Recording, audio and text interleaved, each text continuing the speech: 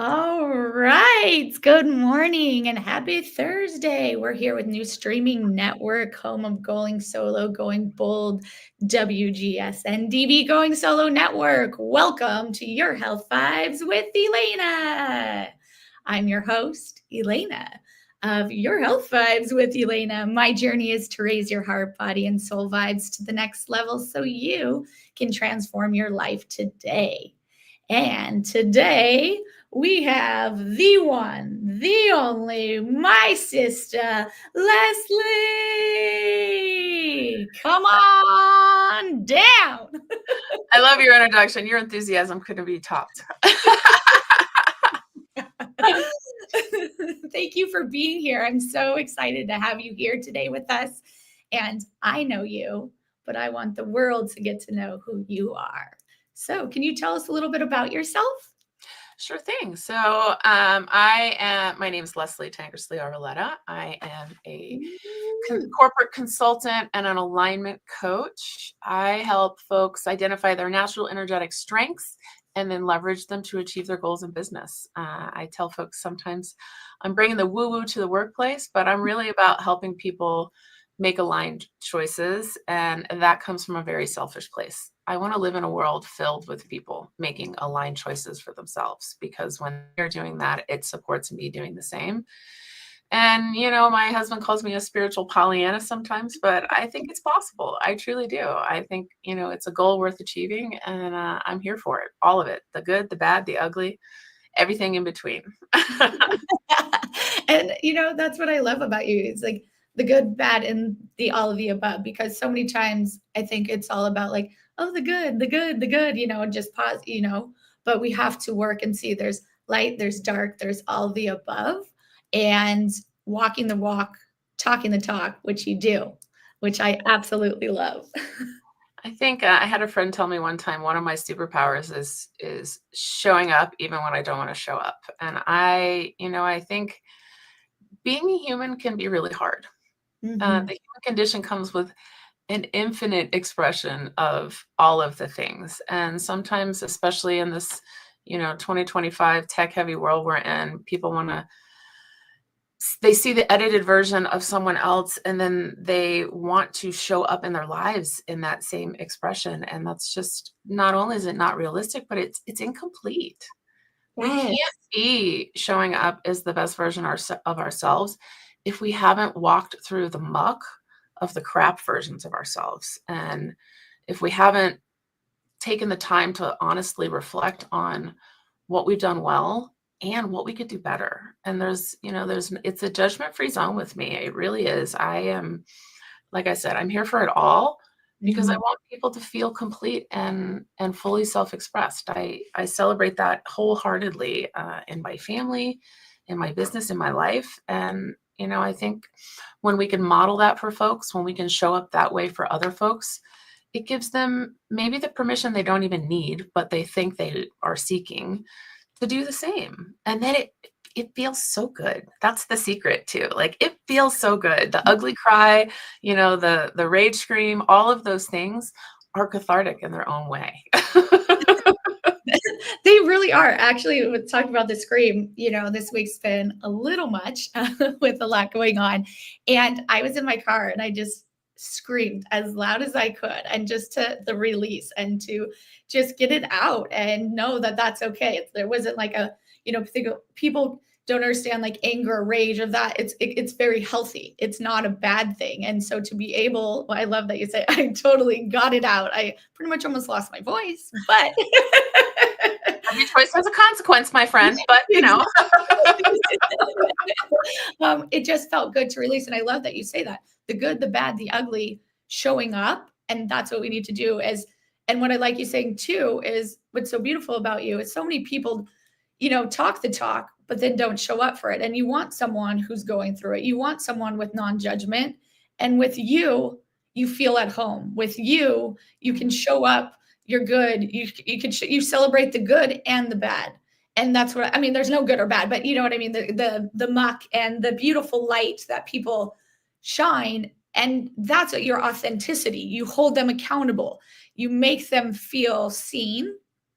So is this something that you've always been about? Like, I would love to hear your story. Is this something like what made you see these beautiful gifts that you wanted to share with the world that you have? The short answer is yes. It's always been this way. Yeah. I'm 49. The more detailed version. I'm 49, and my background's in human development and family studies and counseling psychology. And then I got a marketing degree in the middle of there because I was an indulged adult and my parents paid for a lot of education. So for a long time, I was overeducated and underexperienced. But my background is really understanding how people show up at the different stages of their lives. Ooh. I've done a lot of reflection at this point in my life, and I am hardwired to help people put words to their experiences. If you're familiar with human design, there's a part of our humanity that shows up on an energetic level, and Mhm. human design is a great way to give you kind of a visual schematic of the electrical flow inside your body, of the energetic flow inside your body.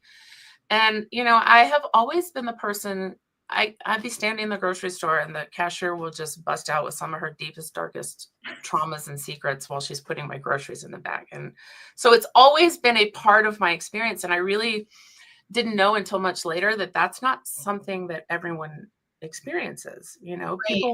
People cry around me all the time, and not because I make them cry, but because they have the safety to feel it come up Mhm. and let it out. To your point earlier, better out than in when it doesn't feel good. Yeah. And in my 20s especially, you could hear me say a lot, if it doesn't feel good, you're not doing it right. And there's a little judgment there, but if it doesn't feel good, you could be doing it better, is kind of how I've edited that at this point. We're here to be healthy, joyful, and abundant. That is our birthright as human beings. Joy is our natural expression. Yeah. And then we have a whole Definitely. bunch of stuff happen in life. I don't know how grown up language works on your show, but we have a You whole can bunch use of stuff. oh, no, you can use whatever. Yeah, I like language, so I have I a know. bit of a potty mouth, but I try to Oh be my appropriate god, I on have a potty shows. mouth too, so go ahead and use it. I do too, Shit so yeah. happens, and Yes. then we think, "Oh god, I'm doing it wrong," because it Yes. doesn't feel good. Yeah. Our emotional feedback system is giving us just that, Mhm. feedback. And when it doesn't feel good, it's not because you're doing it wrong. It's not because you need to sit and judge whatever it is you've done. It's an opportunity to Mhm. use that feedback and then reorient to whatever it is you're doing. Realign to that health, joy, and abundance. Figure out how to recalibrate whatever it is you're doing in order to feel better. My current business is Aligned Living and Leadership, but I'm a serial entrepreneur, and my last business focused just on coaching, and it was called Kaizen Living. And if you're familiar with the concept of Kaizen, it's something I learned in business school, a Japanese concept of continuous improvement, typically born in, the business environment, but and also in typical fashion. I rubbed a little Leslie on it, and I was like, why can't we do that everywhere, right? Like, Yes. live a little bit better every day, and Right. not from a place of, oh, I didn't do it well yesterday. Just Mm. from a true understanding that there's always access to more joy. There's Ooh. always access to better health. There's always access to abundance, right? It's not even more abundance because it's an infinite thing. And I'm a bit of a spiritual warrior, but I'm also a science geek. Nice. Infinite things can't actually be measured. So you can't have more or less of them. You can't have less abundance, Right. right? You get to step into your access to it. Can So, you it's yeah. sorry, it was a long answer, but yes, it's No, always that's been that way for beautiful. me. No, that's a beautiful answer, and I would love it. Maybe we could go in. So many, I think, in life we're talking about good and bad and showing up and not living that joy. Can you maybe give some tips on people because oh, you're a good girl or you're a bad girl, and determining on that, and then you're not living that joy and showing up for yourself. Or is there some things that when people I think it's society. How do we break those patterns to live fully of our joy? I think the simplest tip I can share Mhm. is to celebrate the anger, the frustration, the bitterness, and the disappointment. And I don't mean wallow in it like some kind of masochist, but like truly understand that when you are experiencing those emotions, that's your cue. Hey, something's happening here. And that's your clue. Ooh, Mhm. what is it that's generating this experience inside of me? Right? I can be in the same place with the same people, having vastly different experiences on different days.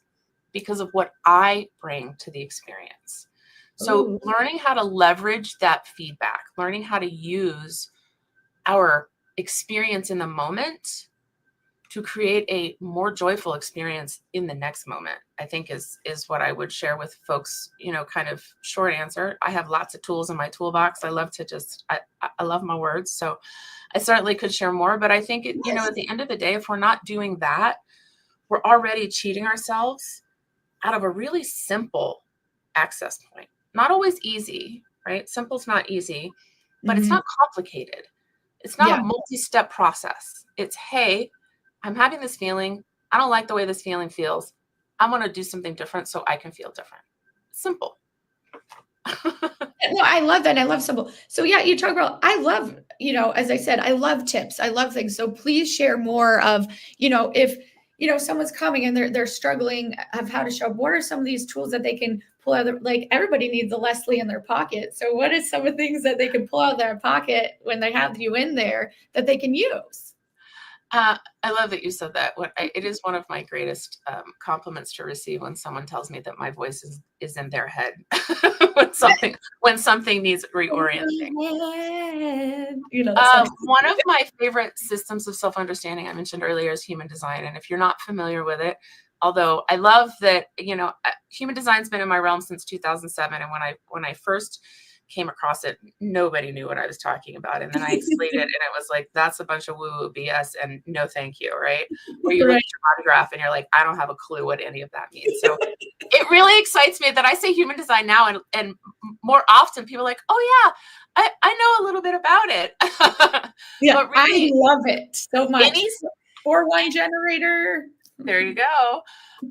Any system of self-understanding that serves you, I think, do more of that. So like I mentioned, my background's in psychology. If looking at yourself through the lens of psychology is helpful, do more of that. I love astrology. If looking at the stars is helpful, do more of that. If, chit-chatting over your traumas over coffee is helpful, do more of that. Like, I really believe people should just do more of what works.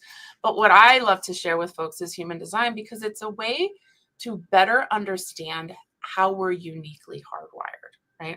I was taught and teach, we are each a unique, once in a lifetime cosmic event. There will never be another one of you. There has never been one just like you yet. Even the version of you today is different than the version of you yesterday. Every day we wake up blessed to be a day older is an opportunity to step into that birthright. And having a map to navigate this challenging, potentially challenging, sometimes challenging human condition is really, really helpful. It's kind of like having a blueprint for understanding your life purpose and then walking into it. And, a person could build a house without carpentry skills and a plan. My family's Alabama farmers, and there was an outhouse on one of the properties, and it was clearly not built by an architect or with a plan, right? Like, but if you have the carpentry skills and you still don't have the blueprint, you might have a better shot. But if you have the carpentry skills and the blueprint, that's a house your great-great-grandchildren will stand in. And I think the same, I just got the goosies. The same is true for your life. Your life is your legacy. What you're building is something that could fall down because the slats are falling over, or it's something that your great-great-grandchildren can learn from and benefit from and inherit with pride. So I think there's a lot of value that comes from human design as a system of self-understanding, because it not only helps us understand and leverage our own strengths. You are beautiful and unique. I am beautiful and unique. But then when we commingle our energy, we make this third thing called we, which is also beautiful and unique. And so being able to understand yourself and then other people, and then also that dynamic, is something I'm really passionate about. And it's such a simple system to leverage that awareness. You don't have to spend months and months in a therapy session to look at your human design and understand, and just take away what works, because there are, there's lots of different layers to who you are. There's lots of different layers to human design. And sometimes people get overwhelmed because they try to dive too deep, too fast without the awareness or the skills, right? It's kind of like scuba diving without a tank. That doesn't feel very good very fast. But if Yeah. you know, take the time to train and you take the time to understand how to use those skills, all of a sudden you're exploring parts of the ocean that people have never been in. And I think this, you know, that, like I said, that just inspires the shit out of me. So I'm Yeah, down, no, I'm down to have that conversation. I absolutely love that. I love human design. And let's give a shout out to Ellen. Good morning, Ellen. And then she says, girl, same. So thank you for being here, Ellen. Yeah. I think, and I love what you say, take what works for you. So many times I feel we dive too deep and then it gets overhead and we go down that rabbit hole. But if we take it simple, we take what works for you and how to show up. But I absolutely love human design. It is like changed my life, the way I show up, the way I get to tell people what I need from them. And it's really helped me just guide my ways. Me too. It was obviously something I used for myself when I first, well, full disclosure, I'm a manifesting generator, and the very first time human design was presented to me. If you don't know, human design generator types have an access to their sacral. It's a It's a Mhm. solid yes or no inside your body, right in your gut. And then if you follow it, you feel it or you don't. And the lady who introduced it to me the first time was a solid F no. And it had to do with her, not the system. But, I was like, yeah, no, thank you. And all of you, no, thank you. So when it circled back into my realm, the woman who was introducing it to me, who's been my teacher for quite some time, it was a very resounding hell yes. So Yes. I think, if you can use the system in a way that makes sense to you, that's what works. And Mhm. and there's lots of different nuances and details you can explore, but at the end of the day, if you just know your energy type and you know what your aligned strategy is, you're already going to be making more aligned choices Yes. more often. You don't actually need all of the details. Those are fun inquiries on my part because of how I'm hardwired. That Right. would be for you with your one line. You want to know all the things, my investigator Uh-huh. friend, right? Yes, Not everybody's 100%. hardwired like us. And so I'm a big fan on non-judgment, but I'm also a big fan on grace and Mhm. truly letting people get what they need when they need it, Ooh. and not making them need what I need when I need it, which I think has been such a gift, that I love I've loved my 40s. They've been my favorite decade so far. And I think that's maybe one of my greatest gifts in this last 9 years I've been around is understanding I move fast. I want a Mhm. lot. I want to try stuff on. I want to experiment with the world, but I'm Yeah. ultimately here to hold up the mirror for you to see what you need to see. And it's not really fair of me to make you need what I need. It's only fair for us to know what we each need and then communicate that effectively. So Right. hopefully we can get it right. No, I love that so much. And my parents did pop on. Devin Ross said, Leslie, that's right. If you want to go get it. And at your mom and dad's age, we continue to get after it. We know that we have to work at it for the rest of our like great subjects as usual. So age. So, age is a big thing. And as generations and things like that. And my parents are going to be 73 and they're amazing. Does age matter in any of this? And when we're doing all these things, you're talking, your 40s are great. Does it matter what age to sign up for yourself or do anything like this? I think the minute you do it is the exact right age you're supposed to do it. I see those inspirational stories where the lady started weightlifting at 70 and then she's lifting like ridiculous amounts of weight or running marathons or there. It's never too late to start, but it's also never too early to start. Mhm. I'm raising my husband and I've made 3 people that are 10, 13, and 16. Ooh. And they're all very aware of how their energetics can be leveraged. And some of them are more interested in the details than other, right? Like one of my kids is a 1-3. They want to know all the things about all the things. Yeah. Some of my other children, not so much, but it doesn't really matter what they want to know. Just me being able to share what they're interested in knowing is enough. And knowing, how they're hardwired. We're a 3-generational household. My mom lives with us or we all live together. And at 79, she looks at the world a little differently, but I know how she's hardwired. So I know how to Mhm. leverage my awareness. The 10-year-old, I know how he's hardwired. I know how to leverage my awareness of that. And I'm helping them, understand those things or giving them grace if they're not interested. So I think there's such value that we can all share at every age.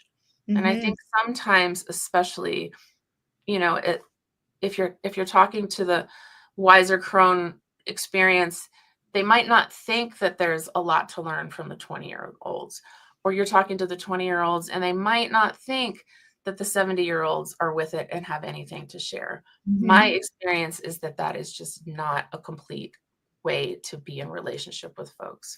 There are things I knew in my 20s that people in my current experience have no idea about because of my lived experience, because of my unique way to orient to my lived experience. And so being able to really look at a person again as that unique gift to the world, and not as a 20-year-old or a 30-year-old or a 40-year-old or a 50-year-old. I just, age is not just a number, but it's such a small part of who we are. What we've done in those years that we've lived, I think is where the true treasure sits. And as you have shared, I'm pretty transparent. You get what you get. And if you don't like it, that's okay. There's 8 billion people in the world and I'm not here for all of them because that would be exhausting. So like, if I'm not yours, that's okay. It's probably not even personal. It's just an energetic misalignment, but being able to see everyone as that potential treasure or treasure trove, treasure chest, and be curious, right? That story we're living is actually our access point. And if you're willing to ask a person what's their story and then truly listen so you can learn more about them, that's the coolest coffee talk I get into, for sure. I love that you say that. And also, hi, sister. So my sister Stephanie is on and she says, I agree about age. Every person has their own experiences and we can all learn from each other. So true, sis. Do you want to respond back, Leslie, to anything? I couldn't agree more. My dad died when I was 21 and I was a hospice volunteer in my late teens. So being around death has kind of always been in my realm. And my counseling background is in grief counseling with children. And it's, I had the gift of working with families and children who were grieving the loss of a loved one back in, before I made my own children. Yeah. And I almost say like in my other life, but it was just, 20 years ago in this really long one sometimes. Death is a concept that a lot of people are not comfortable talking about. Yeah. It's always been a curiosity to me because we're all living this finite timeline that's very unpredictable and we don't know when we're going to experience it, but we do know inevitably we're all going to experience it. So being able to talk about some of those hard things long before it's potentially a pending experience is a gift. So, sometimes people thought, what does a 20-year-old know about death and dying? And, like I said, my dad died at 21 and it was a story for another podcast, but it was not an easy transition to navigate for multiple reasons, but mostly because at 21, you're too old for kid stuff and you're way too young for adult stuff. And it was in my realm. It was part of my experience. It was not something I could go away from. So, I think it's, especially at this point, I look at it as it was a real portal for me to figure out, okay, some of these things are going to happen regardless of how we plan and what we expect. I don't have control over that. That's so outside my circle of control. But what I do have control over is how I orient myself to the experience and the gift and the learning I can take from it. As a 3-line, I'm all about the trial and error, right? Some people call it success and failure. Some people call it making mistakes, like whatever words you want to use. But failure is one of my favorite F words because it's where the learning happens. I love it. We're showing up as A+ students, all we're doing is showing what we already know. But if we're effing up and figuring it out and taking something from it rather than just making ourselves wrong or labeling ourselves stupid or whatever your story is, if you're actually using that failure to be a better version of yourself, how awesome is that? Like, what a gift. That is so awesome. I just want to acknowledge real fast, Ellen, thank you for joining. We love you. She had to go, but is there a story like what you were talking about, failure, where not necessarily you fail, but you can share someone with, we talk about, oh, this is great, great, great, but the failure that led you something, or maybe working with a client that they said, hey, you know what, I actually, failed, but it was a beautiful thing and what they learned and grow, because what you said, everybody doesn't like that F word failure, but I feel like exactly what you said, when you already know stuff, you're already acknowledging that. But what is something that can make you stronger from that failure of not that you failed as an individual, but failed in that situation? I even would say I've failed as showing up in a lot of different ways in my life. And again, I don't make myself wrong or bad for it. I just Mhm. know that that's part of my experience. And now at this point in my life, I can look back at that part of my experience and go, oh, that was actually an opportunity to learn. Did I Mhm. seize that opportunity, or did I do same shit, different day because I didn't learn from that experience? Because I think Right. that's the other part that, makes failure feel burdensome sometimes is we don't use it as a learning opportunity. We Mhm. use it as a another reason to make ourselves feel bad. And Right. then we haven't really, I have a love affair with lots of different shapes, and one of my favorites is the spiral. And Yeah. sometimes those spirals in life, right, they represent the cycles. Mhm. As I mentioned, I love astrology. So you think about like all these planets moving around the sun at different rates.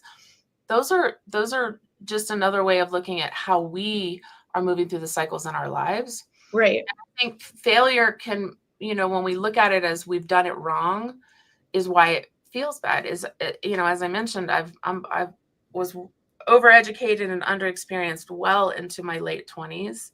Mhm. And I feel like there was a point in my life where I looked at everyone around me and I did that, really not good feeling thing that we call comparison. Uh-huh. I We all felt do like that. I was Yes. really behind in the race, right? My Yeah. friends were getting married, my friends were making babies, my friends were stepping into powerful seeming and looking careers, and I wasn't doing any of that.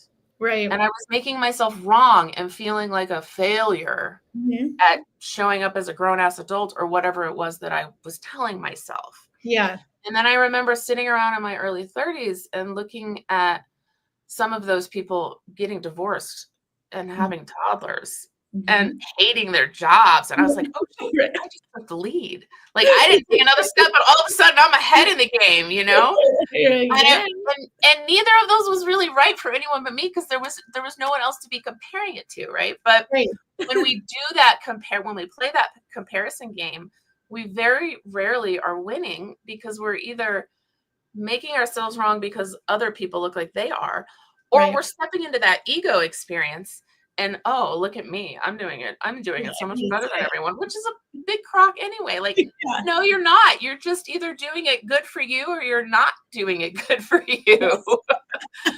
you know, I think I look at that point in my life a lot and think, okay, so that's where the failure felt funky Mhm. because I Yeah. wasn't learning from it and I was Right. making it a comparison game with other people instead Mhm. of comparing it with my own path and purpose. Yeah. Am I on my path or am I not on my path?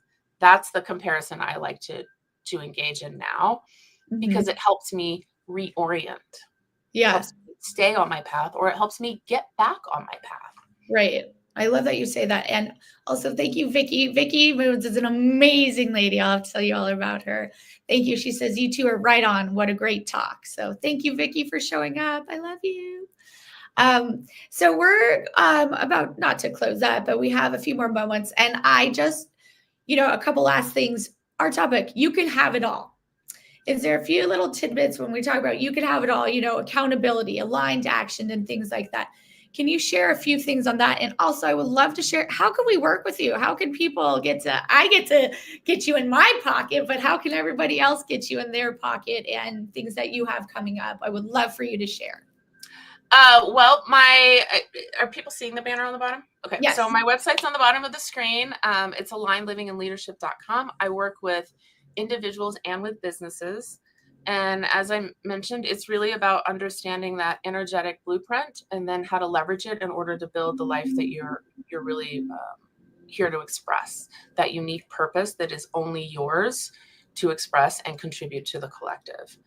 I do corporate consulting. So as I mentioned, I bring this conversation to teams because team dynamics are a lot like family dynamics, and understanding your contribution to the relationship is really what you have control over. But when you're a part of the team, if you share a collective goal and everybody understands how they can contribute in alignment, it works better, it feels better, and we get to experience that success and achieve our goals with a bit more ease. But I also work with individuals to help them kind of understand that same conversation, because the first and most important relationship we're in is the one that we're in with ourselves. Yes. And so being able to do that. So if you're interested in exploring your human design more, I am certainly available that way. And if you're part of a team, whether it's a family or a work team, and the dynamic feels off, but you don't quite know what's going on, this can be a really powerful conversation and inquiry to be in. Even if you're just in it with yourself, like I said, understanding what you're contributing to the team dynamic is a game changer. Also, I have a couple of different, if you're local here in Colorado, I have a retreat coming up in September. We're the Colorado mountains. But Elana and I are also brewing a fun project that we are planting the seeds for and waiting for it to take roots. So if you think that this conversation is awesome and you want to do a deep dive with us in person, stay tuned for more details. Dun, dun, dun. Dun, dun, dun. That feels ominous. Like, ta-da! There we go. Dun, dun, dun, and the last bit I'll leave you and your audience with is, you asked, how can you have it all? The pillars I work with are awareness, accountability, and alignment, and taking aligned action, because that last piece I think is really important. You need to be aware of what's going on. You need to be bold enough. You need to be vulnerably courageous and honest with yourself about what isn't working, what doesn't feel good, what is the source of this bitterness, anger, frustration, and disappointment. And then there needs to be some kind of accountability, which in my world is not a punishment. It's not blaming. It's about ownership and truly taking responsibility for the impact of your choices and the outcome of your choices. Yes. So that awareness can lead us to that accountability piece, and then do something with that awareness and accountability. Because so many people, especially in this, self-help realm, it's like, oh, I know all the things, but like, my follow-up question is, and what are you doing with that awareness? Right? Like, okay, you know the thing and you're taking ownership for having done the thing, but like, what are you going to go do differently? So, my tagline, you can have it all, is kind of a play on my aligned living and leadership, but I truly believe we can have it all when we orient ourselves in alignment with what we're actually here to do and express. Yes. Oh my gosh. I love that. Thank you so much for being here. My heart is so happy. And everybody, please reach out to Leslie. I love her and you will love her. And stay tuned to what we have planned for you. Thank you for being here. I'm Elena with your Health Vibes with Elena. You can reach me at ef11ca@gmail.com every Thursday, biweekly, 12 p.m. Eastern, 9 a.m. Pacific, beginning raising your vibration, heart, body, mind, and soul. Thank you for being here and thank you for showing up. Appreciate you, love you, and honor you. Bye for now. We'll see you next week.